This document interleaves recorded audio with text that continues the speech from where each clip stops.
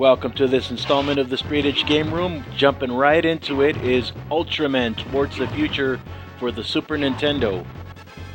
This is a reskin of the Ultraman game that was released in Japan. They got the original Ultraman, we got Towards the Future, which is an Australian-made Ultraman series. The 1960s Ultraman wasn't cool and edgy enough for the Western audience, so they based this off of the Australian television series. You can actually watch Ultraman Towards the Future on YouTube if you're curious about that series. It has a more modernized look, but honestly it's just as cheesy and silly as the original series from the 60s. And representing that very faithfully is this Super Nintendo game.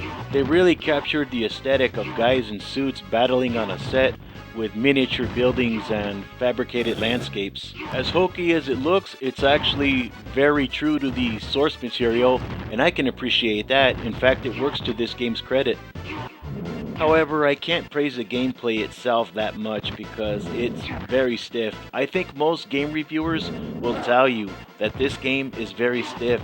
And yeah, when it comes to this game, it's a cliche, but it's a very accurate description.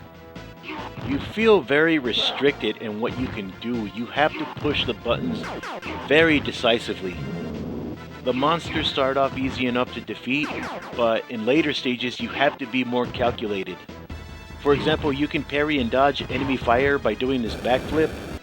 And even though the monster is telegraphing what it's going to do next, and you can obviously see it before it happens, you gotta wait till you're done with your backflip before you can counter it with a punch or a kick.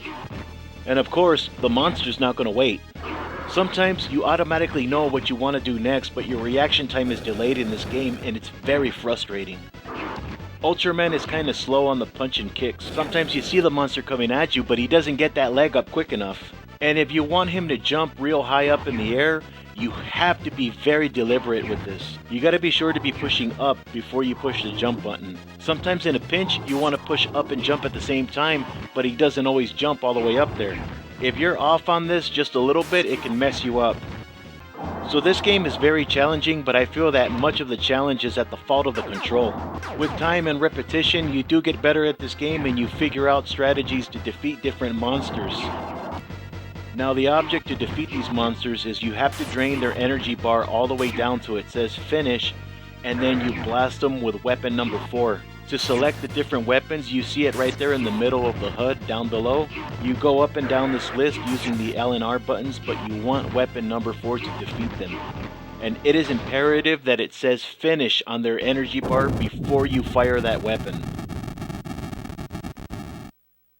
This game has 3 different endings depending on the difficulty you beat it on, and I'm out of practice, so I didn't beat this game today. I know for sure I can beat this game on easy, and I've beaten it on normal before, but not today. Oh, and if you want to change the difficulty of this game, the option menu doesn't show up automatically. At the title screen, you have to push select and start, and then you're in there. Why did they hide the basic options menu? I don't know. Ultraman Towards the Future for the Super Nintendo. Not a classic, but not the worst game. It's a very quirky game that would have been a step above mediocre had the controls been better. Ultraman Towards the Future is not coveted by collectors, so it's dirt cheap and you can find it very easily. So if you're an Ultraman fan, a loose cartridge won't cost you a whole lot.